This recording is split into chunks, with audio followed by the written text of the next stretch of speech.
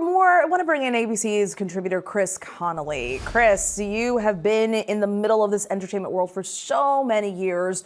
And we all know the impact that Ozzy Osbourne had, right, on pop culture. I remember the Osbournes from the early 2000s watching in 2002. And that was really my first introduction to Ozzy and his family. But break it down for us, just the scale of the impact Ozzy Osbourne had on music and on pop culture. Yeah, I think you could say that Ozzy Osbourne breathed life, let's say, into not one but two still existing pop culture genres. The first in the 1970s with Black Sabbath was heavy metal music. Not a critical favorite, but a kind of music that audiences loved. And as the frontman, he had a lot to do with what that sounded like and what that genre became, and with the enormous success it had in concert and on FM radio and selling records at the time. So there was that. And then 30 years later, 40 years later, he really essentially created with his family the celebrity reality show. Ozzy walked so Chip and Joanna Gaines could run, and so the Kardashians do what the Kardashians do. And it was a massive success and made their family into something remarkable, but made the Prince of Darkness into a figure so lovable that everyone in America adored him. Yeah, and you said it. He really paved the way for so many reality stars, reality families on television. And he was twice inducted, right, into the Rock and Roll Hall of Fame, once as a part of Black Sabbath and once as a solo artist. So how did he change rock music specifically?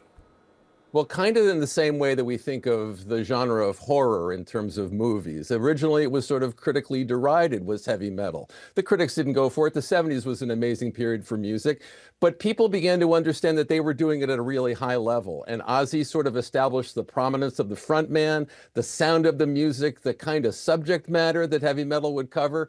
And on and off stage, he lived up to the Prince of Darkness mode. He not only defied expectations, he defied the bounds of civil society.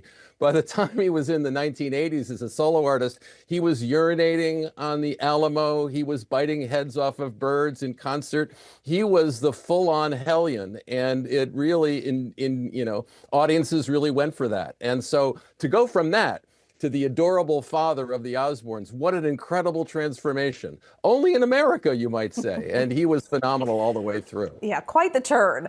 And Chris, Ozzy, he was able to take the stage for a final time a few weeks ago, which I think is really special. What was the significance of that farewell concert?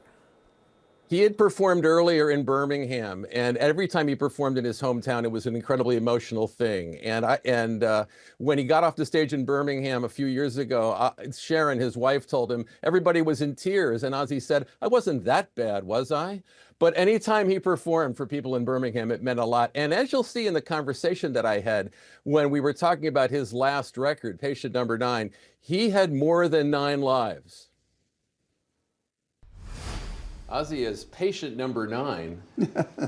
You have the 9 lives of a cat, don't you? Yeah, I mean...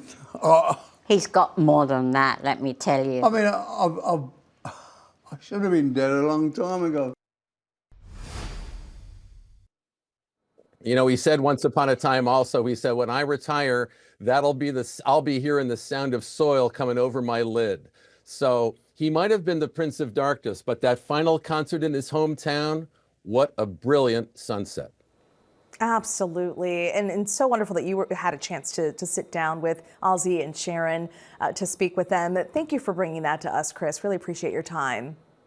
Thank you.